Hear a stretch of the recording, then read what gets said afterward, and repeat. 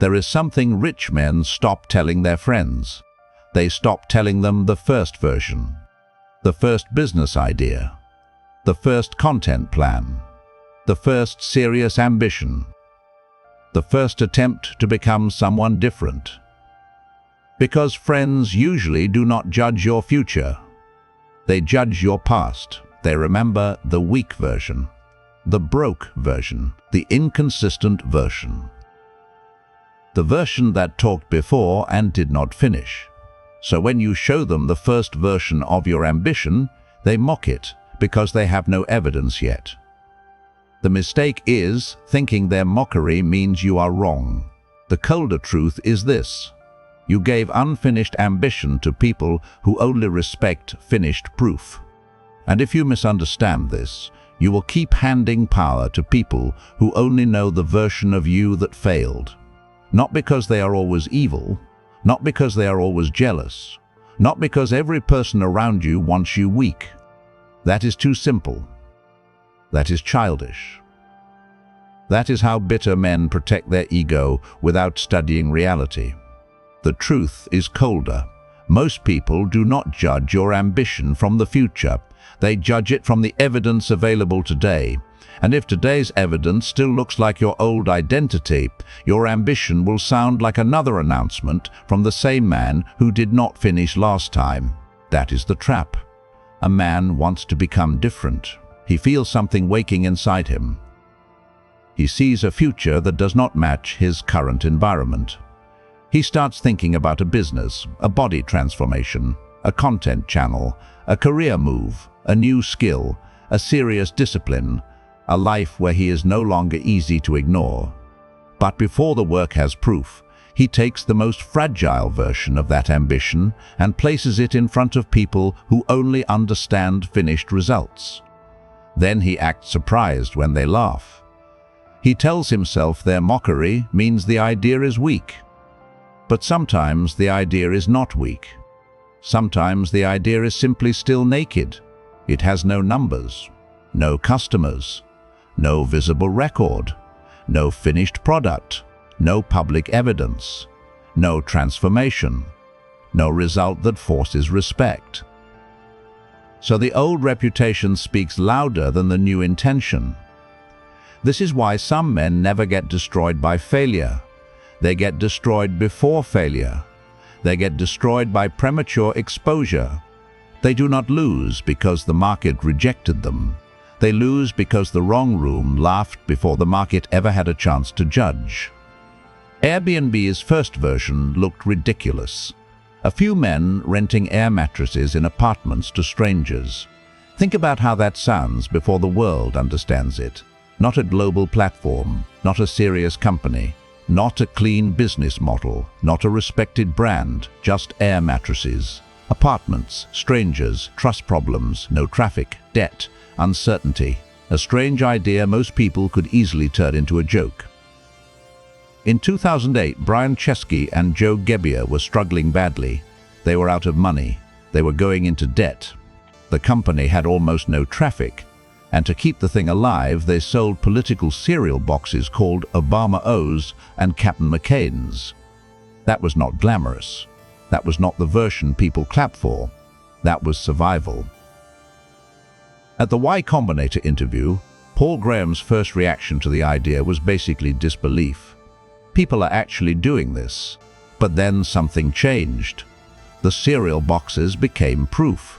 Not proof that Airbnb was already a finished empire, proof that the founders could sell something strange, proof that they could move attention, proof that they could survive embarrassment, proof that when the obvious path failed, they could create another path, proof that they were not merely talking about ambition, they were forcing reality to respond. That is the part weak men miss. The cereal was not the final business. It was evidence of founder behavior. Most people want applause for the final vision before they have earned evidence for the first step. But reality does not respect your vision because you can describe it.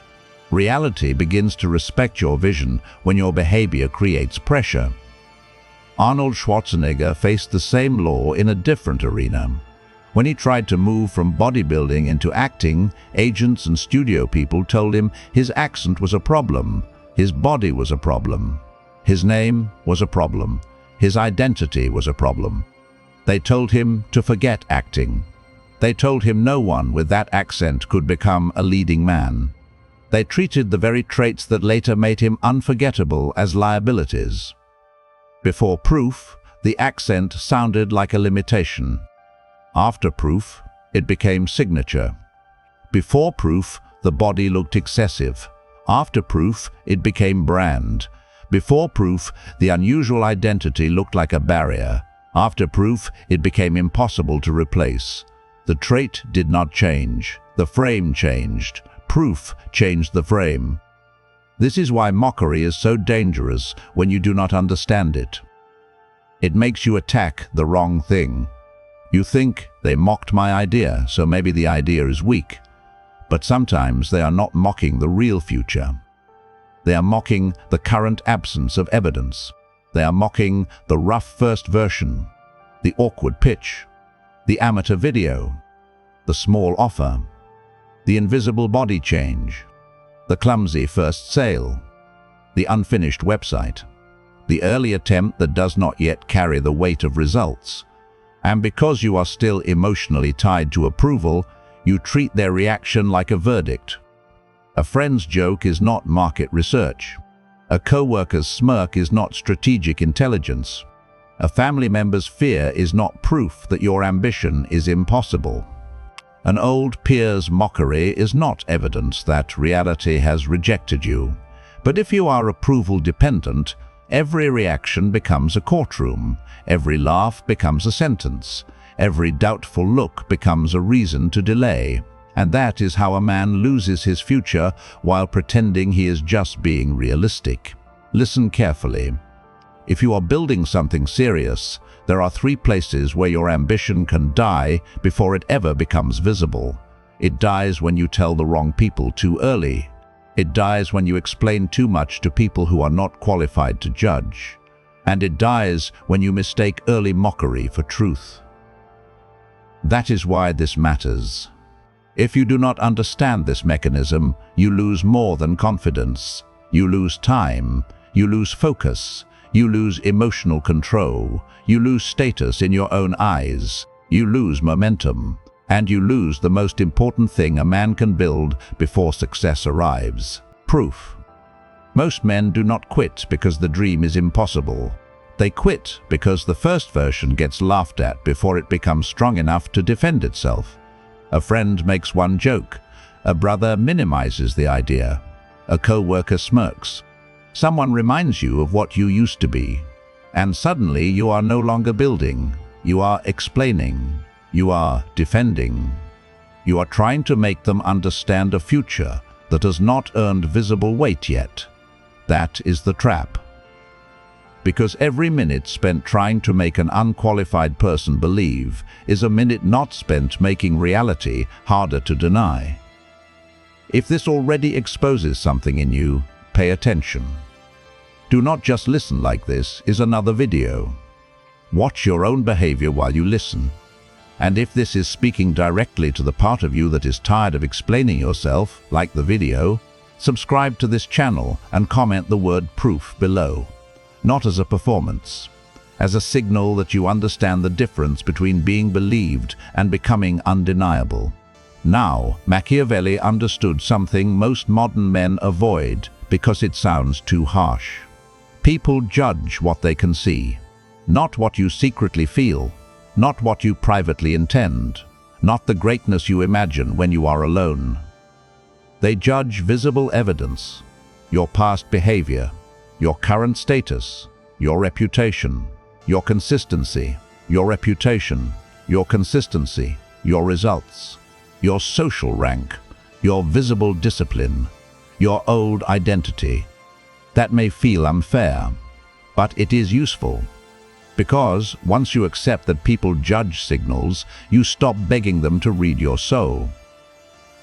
Niccolo Machiavelli was not writing for men who wanted emotional safety. He looked at human beings as they behave, not as they pretend to behave. In The Prince, he writes, It appears to me more appropriate to follow up the real truth of the matter than the imagination of it. That line is the spirit of this entire video. Not what friends should do, not what family should understand, not what good people should support. The real truth. People do not update their opinion because you announce change. They update when your evidence becomes undeniable. This is not an argument for bitterness, it is an argument for strategy. Bitterness says, they should have believed in me. Strategy says, they are judging old evidence, so I must create new evidence. Bitterness keeps the mocker at the center of your mind. Strategy puts the work back at the center of your life. Bitterness wants an apology. Strategy wants leverage. The unsupported man must understand this because his deepest wound is not only that people doubt him. His deeper wound is that some part of him still wants them to stop doubting before he moves. He says he wants independence, but he still watches their reaction. He says he does not care, but he explains for 20 minutes. He says they are irrelevant, but one joke can ruin his night. He says he is building for himself, but he keeps checking whether they noticed. That is not freedom. That is emotional dependence wearing the language of ambition. The first law is simple. People do not update their opinion because you announce change. They update when your evidence becomes undeniable. Your friends often do not see your future. They see your history. They remember what you quit. They remember what you failed.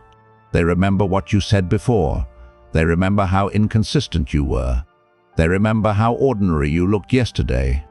They remember the times you spoke with intensity and then disappeared. They remember the old habits, the old jokes, the old weakness, the old status. So when you say you are building something serious, they do not judge the future version. They judge the archive. And that is why their mockery cuts deeper than a stranger's doubt. A stranger doubts the idea.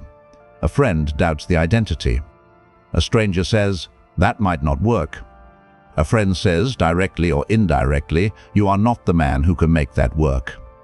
That is why it humiliates you. You are not only defending a plan, you are defending the right to become different.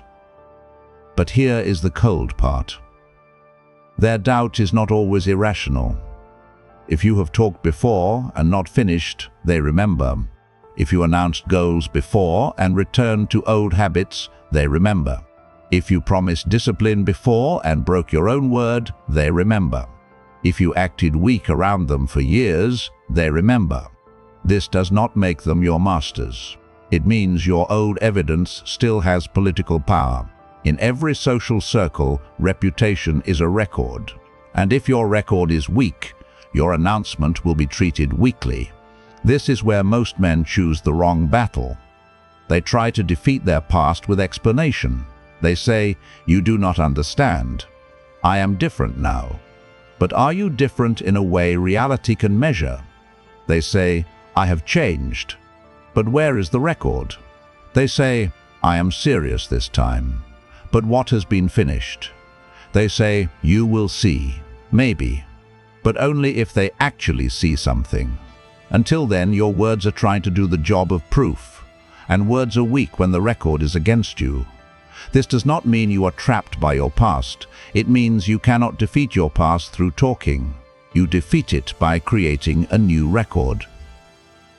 A finished video, a first sale, a body transformation log, a portfolio piece, a serious application, a published article, a customer conversation, a skill demonstration, a measurable improvement, a public case study, a small paid result.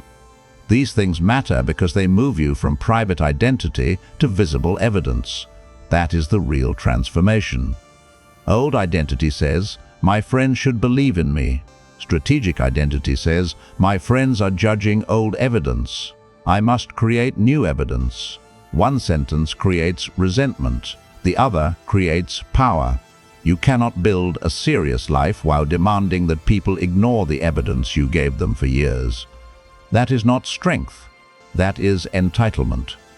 A stronger man does not beg the old circle to revise the record prematurely.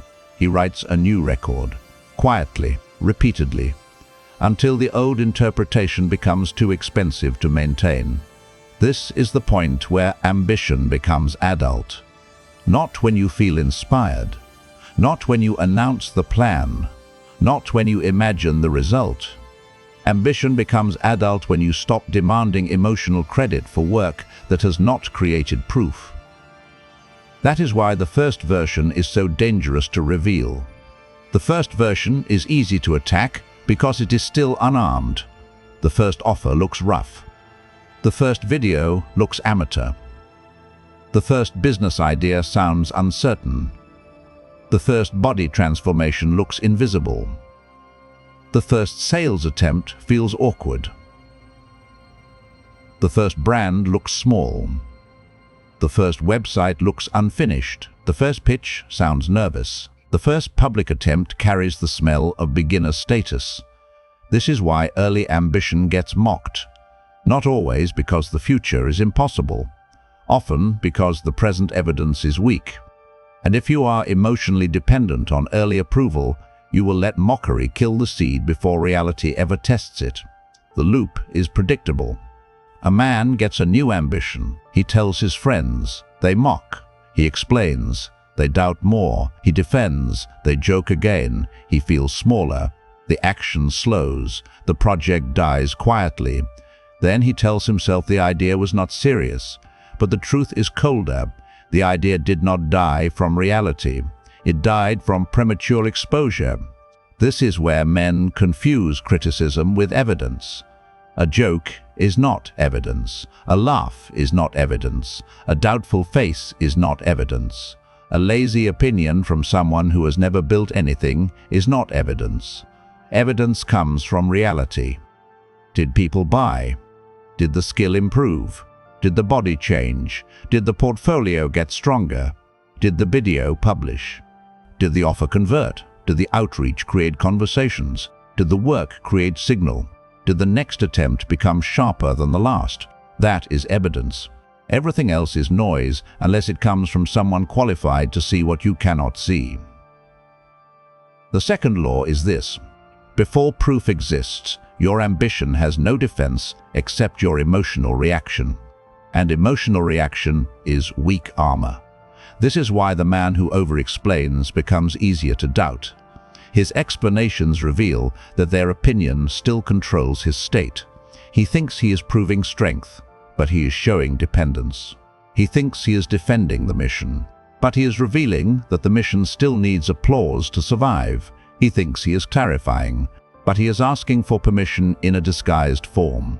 A strategic man learns to separate feedback from approval. Feedback improves the work. Approval comforts the ego.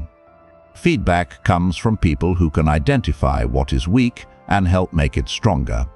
Approval comes from people whose belief makes you feel temporarily safe. One builds proof, the other becomes emotional sugar.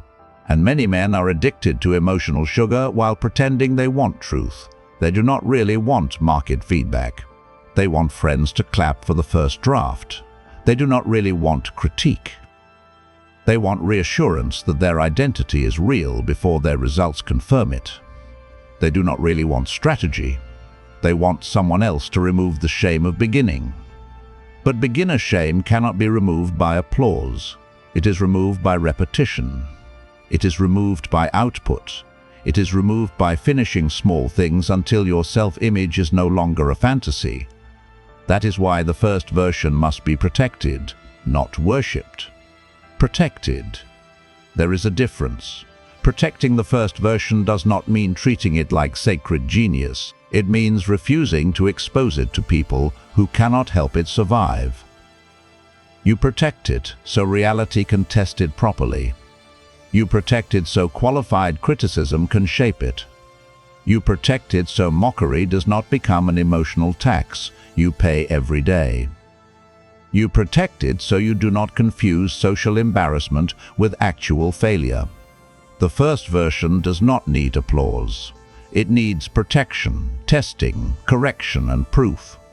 And the moment you understand that, you stop asking the wrong people to believe in fragile things. You stop showing the seed to people who only respect the fruit. You stop giving unfinished work to people who only know how to laugh at unfinished work.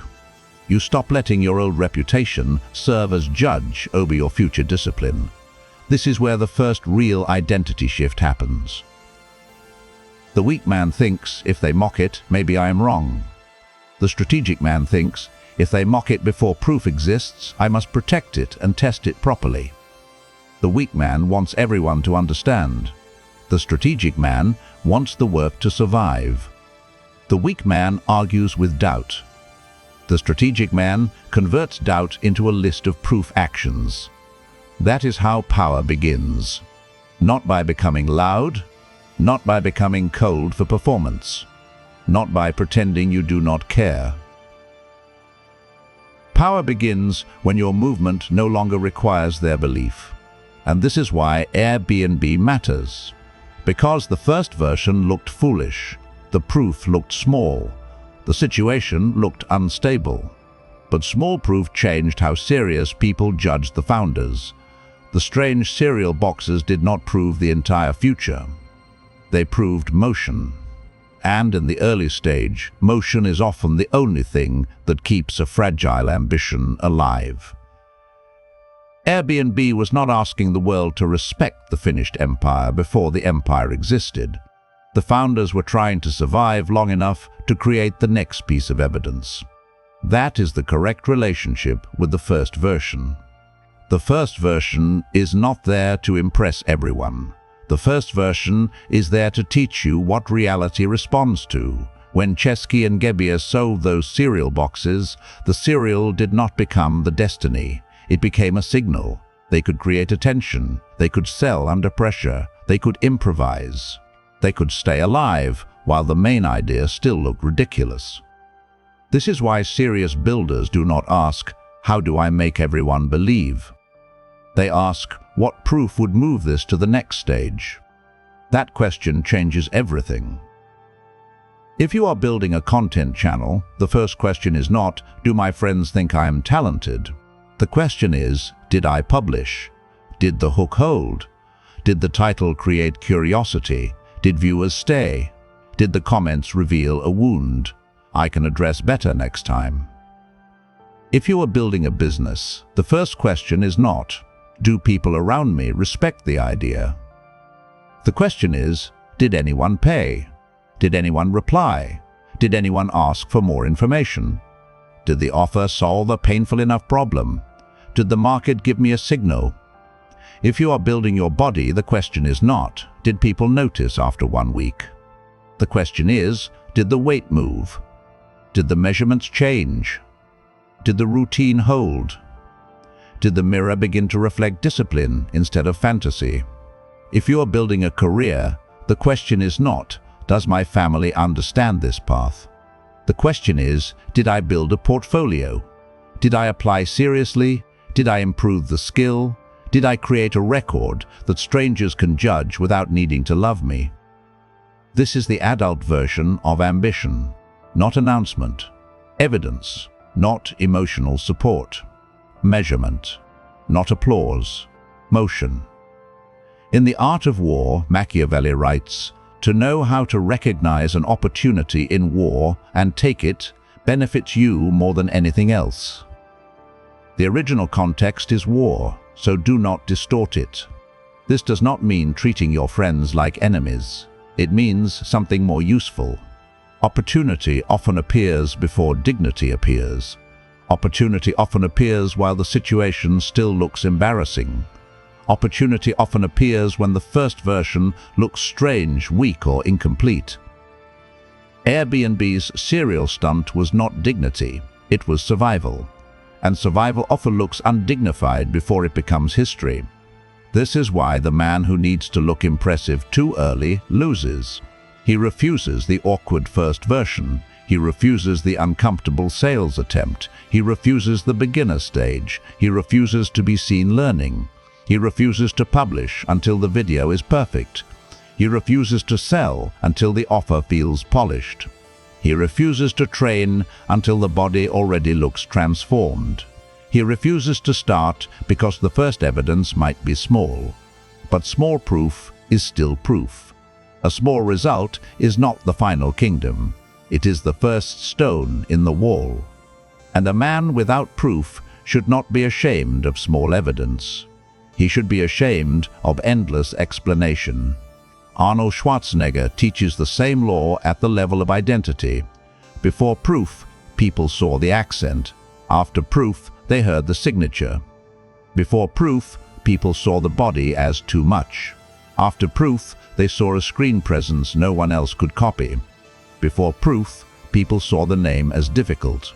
After proof, the name became part of the myth. This is what mockery often attacks. It attacks the asset before the asset has evidence. That is why you must be careful when people laugh at what makes you different. Sometimes they are identifying weakness. Sometimes they are identifying unproven leverage. The difference is not decided by your feelings. The difference is decided by development. Can you make the trait useful? Can you position it? Can you sharpen it? Can you put it in the right arena? Can you build enough proof around it that people are forced to reinterpret it? If the answer is yes, then defending it is premature. Developing it is the move. A strange voice can become brand. A rough background can become authority. An outsider's perspective can become advantage. A painful past can become precision. A lack of support can become self-reliance. An old humiliation can become fuel. But none of that happens automatically. Pain does not make you powerful.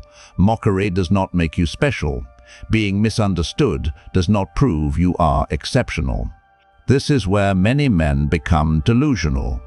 They hear people doubt them and immediately tell themselves they are just threatened. Maybe. Or maybe your work is still weak. Maybe your offer is unclear. Maybe your discipline is inconsistent. Maybe your ambition is real, but your execution has not caught up. Maybe the idea has potential, but the current version deserves criticism. A strategic man does not use mockery as proof that he is great. He uses mockery as pressure to ask better questions. What part of this is actually weak? What part is simply unproven? What part needs better positioning? What part needs qualified feedback? What part should be hidden until it matures? What part should be exposed to the market immediately? This is how you separate ego from strategy. The weak man says, "They mocked me, so I must be chosen for greatness." The strategic man says, "They mocked me, so I must identify whether this is noise, useful criticism, or missing proof." That is colder. That is more useful, and that is how you keep your mind clean. Machiavelli understood this because he understood appearance. In The Prince, he writes, "Men judge generally more by the eye than by the hand." He also writes, "Everyone sees what you appear to be, few experience what you really are." The original context is princely reputation, but the modern application is precise. People judge visible signals before they understand hidden value. They do not see your private discipline. They see your current results. They do not see your imagined future. They see your present rank. They do not see the man you feel yourself becoming at night. They see the man your public record still proves. This is why saying you do not know the real me is usually useless. Correct, they do not. And they probably never will unless reality forces them to revise the signal. You say, "You do not understand my vision." Correct, because vision is private until it becomes visible. You say, "You will see." Maybe, but only if you build something they can see. That is the whole point. The unsupported man must stop treating misunderstanding as an injury. He must treat it as a signal that proof is missing. Do not fake appearance. Turn reality into appearance. A portfolio is reality made visible. A body transformation is reality made visible. A first sale is reality made visible. A published video is reality made visible. A finished offer is reality made visible. A public case study is reality made visible. A track record is reality made visible. You do not need to perform fake status. You need to make real work visible enough that status becomes rational. This is the point where a man becomes dangerous in the correct way. Not dangerous because he threatens people. Dangerous because he no longer needs them to confirm him before he acts. He has moved from approval to evidence, from explanation to construction, from emotional reaction to measurement, from being misunderstood to becoming impossible to dismiss. But most men never reach that point because they fall into the social trap. They explain. They get mocked. They explain more, and the mockery becomes stronger. The more you explain unfinished ambition, the weaker it sounds, because explanation reveals that their opinion still has command. When you over-explain, your mouth is saying, "I believe in this," but your behavior is saying, "Your belief affects my movement." Your tone is saying, "Please understand." Your urgency is saying, "I need this room to approve the man I am trying to become." That is why mockery continues, because you are rewarding it with attention. A man makes a joke about your business idea. You stop building and defend it for 20 minutes. He learns that one joke can control your state. A friend doubts your content plan. You send him examples, arguments, screenshots, and explanations. He learns that his doubt has access to your command system. A family member minimizes your ambition. You spend the evening trying to prove you are not delusional. They learn that your future still requires their emotional permission. That is weakness. Not because you have emotions, but because your emotions are still in the hands of people who pay no price for being wrong about you. This is why counsel must be chosen.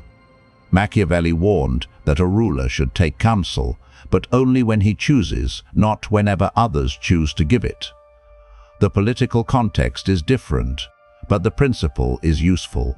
Do not let every voice enter the command room. Your friends may be funny. They may be loyal in ordinary situations. They may not wish you harm. They may even love you in their own limited way. But affection is not competence. Familiarity is not wisdom. History with you is not authority over your future. The fact that someone knew your old identity does not qualify him to judge your new strategy. The fact that someone drinks with you does not qualify him to critique your business. The fact that someone grew up with you does not qualify him to evaluate your market. The fact that someone has an opinion does not mean that opinion deserves access. This is the line a man must learn to draw. Not every person who cares about you is qualified to guide you.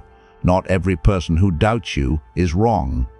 Not every person who supports you is useful. Not every critic is an enemy. Not every friend belongs inside the planning room. You need builders, customers, mentors, buyers, operators, people with useful criticism, people who can expose weakness without feeding insecurity, people who can improve the plan, people who understand the terrain, people who have paid a price to know what they know. Seek information from qualified people. Stop begging belief from unqualified people. That is what rich men stop telling their friends. They stop telling them fragile ideas, early plans, unproven goals, income experiments, first drafts, unfinished projects, moves that require silence and focus. They do not stop speaking because they are afraid. They stop speaking because they understand stages. There is a stage for private construction, a stage for qualified counsel, a stage for market testing, a stage for public proof, a stage for narrative. Most weak men confuse these stages. They make public announcements while the work is still fragile. They give first drafts to people who only respect polished results. They reveal income experiments to people who have never sold. They show content ideas to people who do not understand distribution. They explain ambition to people who still see them as the old identity. Then they complain that the room did not protect the seed. But the question is, why did you give the seed to that room? In The Art of War, Machiavelli writes, "No proceeding is better than that which you have concealed from the enemy until the time you have executed it." Again, do not distort this. Your friends are not automatically enemies. This is not paranoia, this is timing. Some moves lose force when exposed too early. A fragile idea exposed to the wrong room becomes entertainment. A fragile idea protected long enough to become proof becomes leverage. Strategic silence is not weakness, it is controlled exposure. It means share less when the work is fragile. Show more when proof exists. Speak to people who can improve execution. Stay silent around people who only want emotional access to unfinished ambition. The goal is not secrecy, the goal is survival. Silence protects the seed until the fruit can defend itself. And this is where early mockery becomes easier to understand. Mockery is not always a verdict. Sometimes it is the tax paid before visible results exist. If you are becoming someone new, the old circle will test you. They will joke. They will minimize. They will doubt. They will compare you to your past. They will call it a phase. They will wait for you to quit. They will pull you back into the old identity because your change disturbs the hierarchy they understand. If you treat the tax as a death sentence, you stop. If you treat it as information, you continue. The strategic man does not waste energy fighting every joke. He asks one question. What proof would make this joke irrelevant? That question is power. It moves attention away from their reaction and back to your construction. Every month spent defending the first version is a month not spent making the second version better. Every argument with friends is output lost. Every emotional spiral is proof delayed. Every attempt to be understood by the wrong room is a tax on your future. So pay the tax. Do not worship it. Do not make mockery your identity. Do not become the man who talks forever about who doubted him. Do not build your entire life around proving one person wrong. That still gives the mocker power. The objective is not revenge. The objective is proof. Early mockery loses power when proof appears, not always because people apologize. Do not expect that. Many people will not apologize. Some will pretend they always believed. Some will move the standard. Some will say you changed. Some will say you got lucky. Some will stay silent. None of that matters. The victory is not their confession.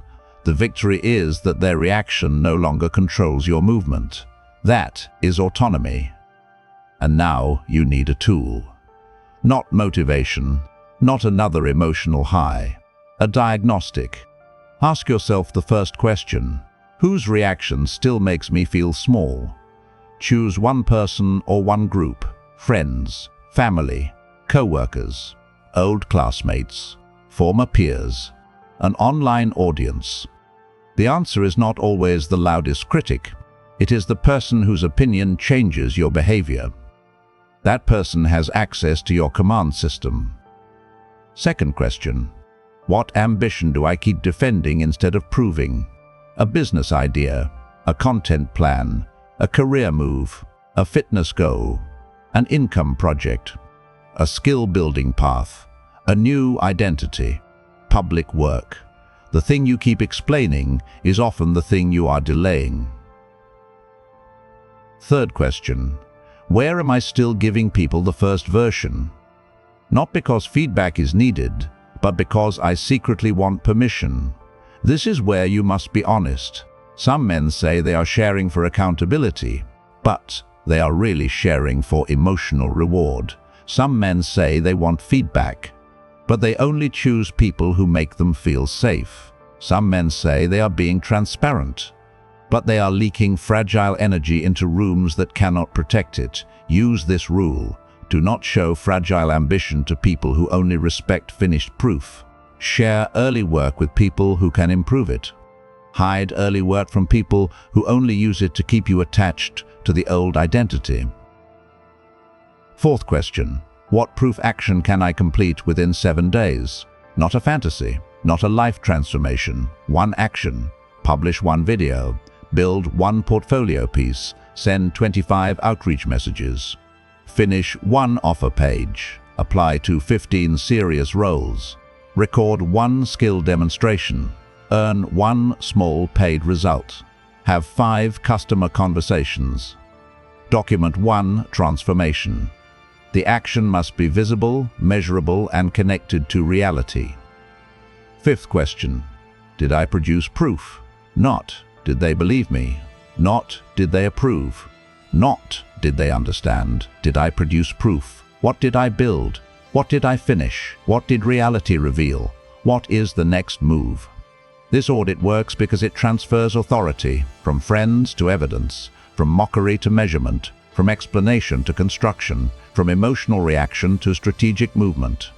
That is the real lesson. Stop giving your first version to people who only respect the final result. Stop explaining unfinished ambition to friends who still remember your weakest identity. Let them mock the first version. That is the tax. Your job is not to win the argument. Your job is not to make every friend understand.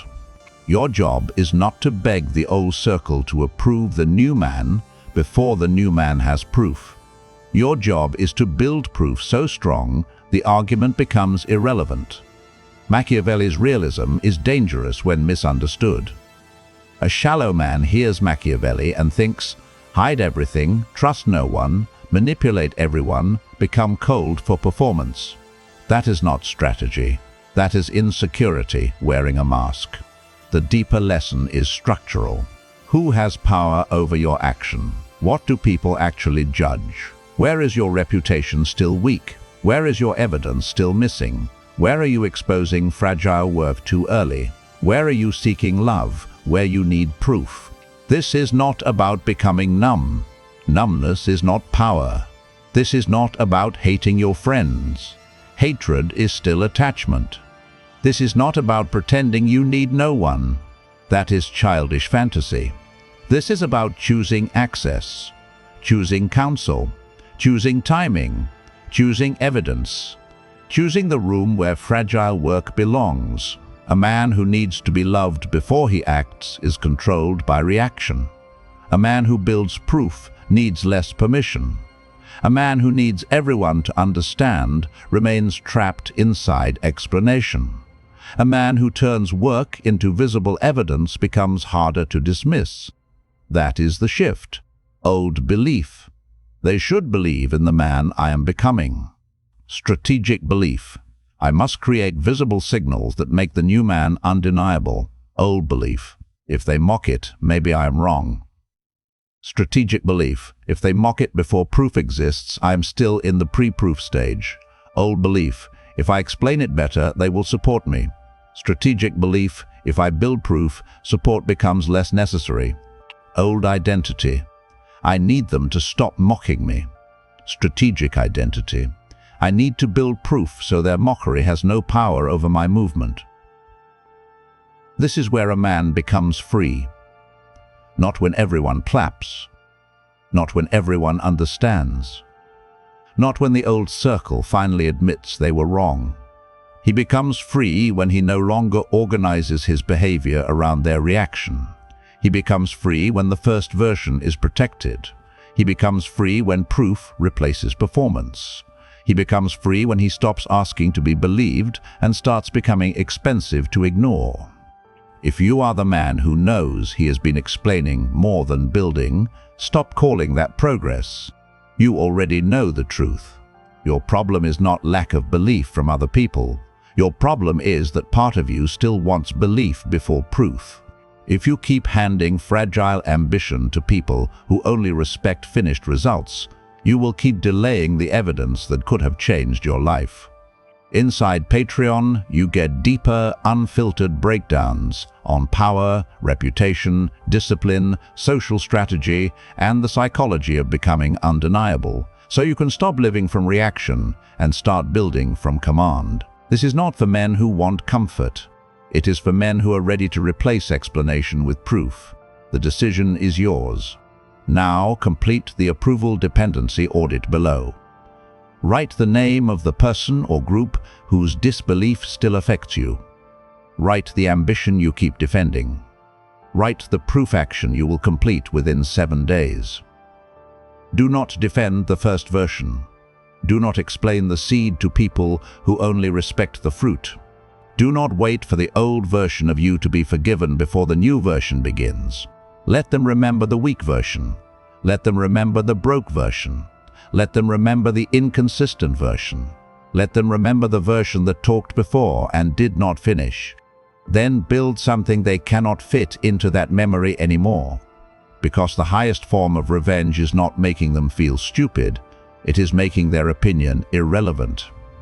If this video gave language to something you have lived but could not explain, like it, subscribe, and comment with the one proof action you will complete.